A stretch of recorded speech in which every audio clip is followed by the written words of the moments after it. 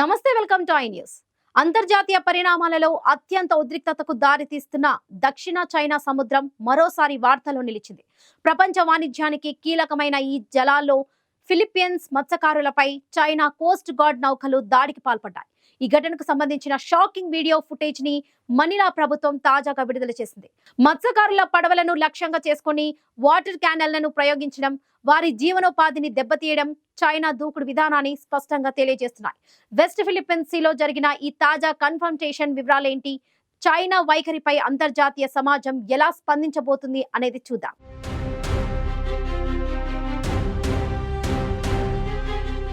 ఈ దృశ్యాలు Philippines సరిహద్దులోని సబినా shawl ప్రాంతం నుంచి వెలువడ్డాయి. చేపల వేటకు పేరుగాంచిన ఈ జలాల్లో ఇప్పుడు చైనా అగ్రెసివ్ విధానం స్పష్టంగా కనిపిస్తుంది. మీరు చూస్తున్నది చిన్న చిన్న చెక్క ఫిషింగ్ బోట్లపై అతిపెద్ద చైనా కోస్ట్ గార్డ్ నౌకలు చేస్తున్న దాడి. క్షణాల్లోనే ఆ పవర్ఫుల్ వాటర్ క్యానెళ్లను, చిన్న పడవలను లక్ష్యంగా చేసుకుని ప్రయోగించబడ్డాయి. ఈ దాడిలో 3 మత్స్యకారులు గాయపడ్డారు. 2 ఫిషింగ్ పడవలు గణనీయంగా ధ్వంసమయ్యాయి. మనీలా ఆరోపణల ప్రకారం దాదాపుగా 20 ఫిలిప్పీన్స్ నౌకలపై చైనా కోస్ట్ గార్డ్ దాడికి పాల్పడింది.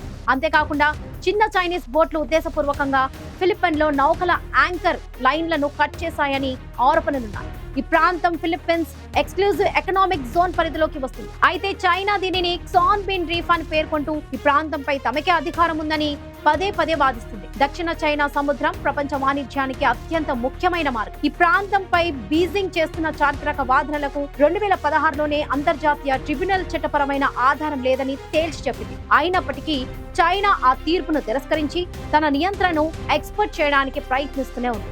ఇంటర్నేషనల్ రూల్స్ ను ఉల్లంఘిస్తూ నిస్సహాయ పౌరులపై బలప్రయోగం చేస్తున్న ఈ వైఖరి అంతర్జాతీయ శాంతి భద్రతలకు పెను సవాలుగా విసురుతుంది.